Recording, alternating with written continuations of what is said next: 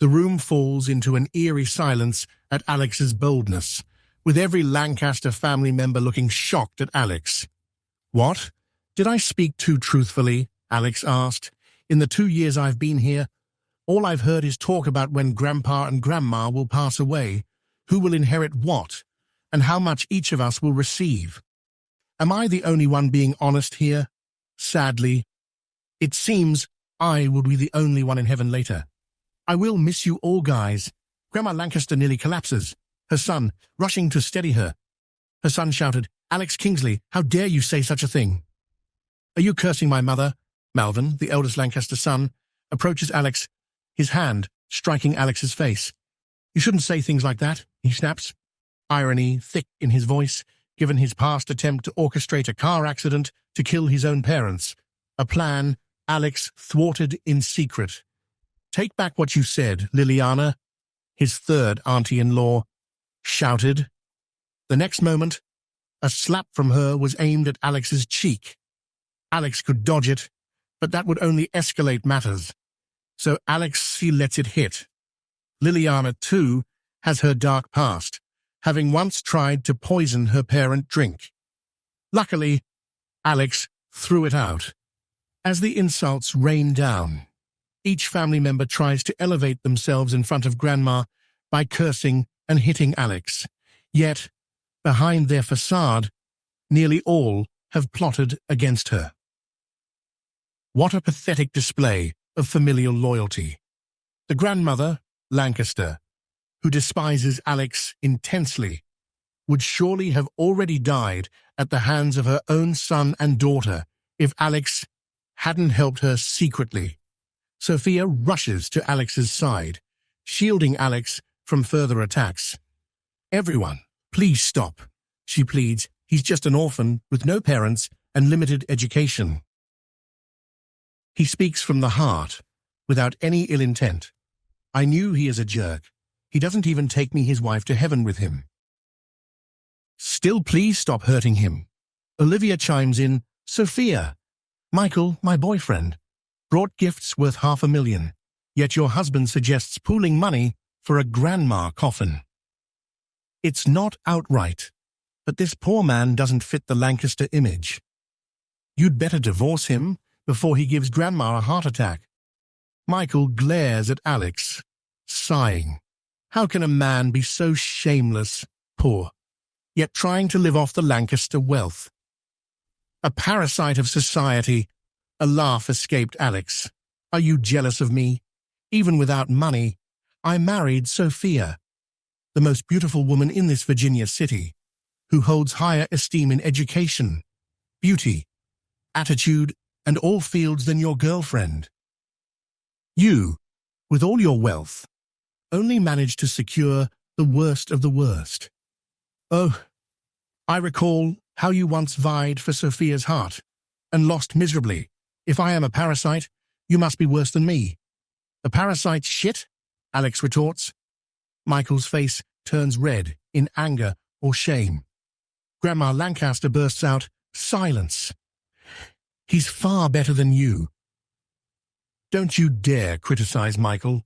He brought me jewelry, while you've brought nothing but disgrace to the Lancasters. Sophia, I beg you, divorce this disgrace of our family." Sophia's eyes scan the field as the wind blows around them, her face filled with sadness. "Grandma, I had promised Grandpa to marry him." "Your grandpa must have lost his senses to let you marry such a penniless man. What a disgrace," Grandma retorts, her frustration mounting.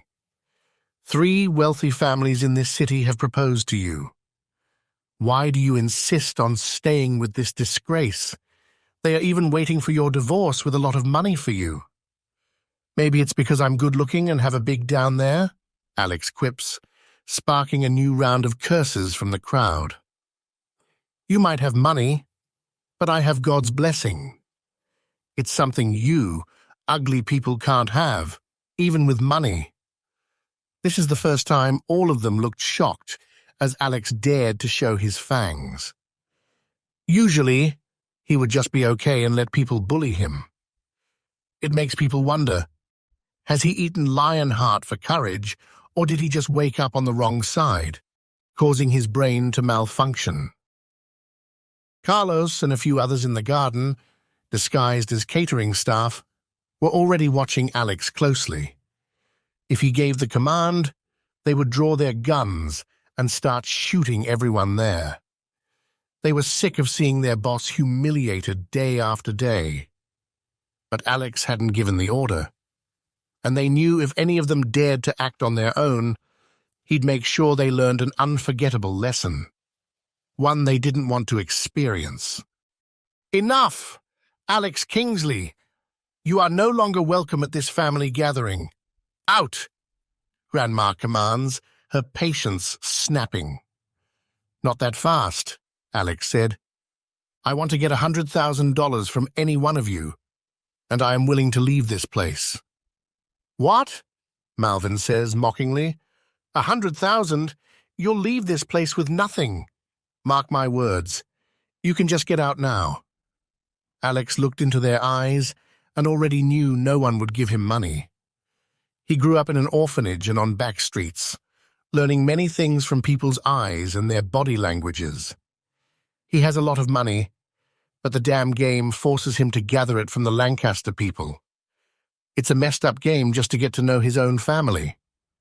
Maybe, if nothing else works, he'll put a gun to Martin's head and take the money by force. But before that, he went for his last chance. He walked up to Charles Lancaster. "Grandpa," Alex called out. The senile old man looked unfocused, so Alex touches his shoulder softly. "Grandpa, I am Alexander Kingsley, who came here 2 years ago with a Lancaster token. I want $100,000. Can you give it to me?" Alex asked. Charles smiled foolishly. "And who are you?" "I am Alexander Kingsley," Alex responds. Kingsley, Charles mutters, his voice trailing off as he tries to connect the fragments of his fading memory. "Yes, Kingsley," Alex added. Charles' eyes suddenly find a spark of clarity. "Of course, Kingsley. Kingsley, my lifesaver." He grabs Alex's arms and shoulder tightly. His face turns happy. "How is your father?" Alex falters. "I don't know my parent." Peering intently, Charles touches Alex's face, his old fingers tracing the lines of youth and uncertainty. "You are still young. He must be your grandfather. Did you take our family token?" "Yes," Alex replies, his voice steady. "I have returned it to you." "That's good. Have you married my granddaughter?" Charles asks, his eyes momentarily clear. "Yes," Alex answers. "Is she good to you?" The old man's inquiry carries a weight of familial concern. Alex hesitates, not wanting to tarnish the rare moment of connection. "Grandpa, may I ask you something?" "Yes, please," Charles said. "Tell me, Kingsley, what you want this old man to do for you." "Can I ask for $100,000? Alex's voice is barely a whisper, but it cuts through the whole garden like a knife. The chatter around them spikes with outrage. "Alex, how dare you ask for money from my father?" One voice rings out, sharp with disbelief. Hey amazing viewers, it's Alexander Kingsley here. Thanks for sticking with us. By the time of the release of this video, only 8% of our viewers have joined the party by subscribing, and 92% of you might miss out on our next mind-blowing video. So what are you waiting for? Hit that subscribe button and join the exclusive club.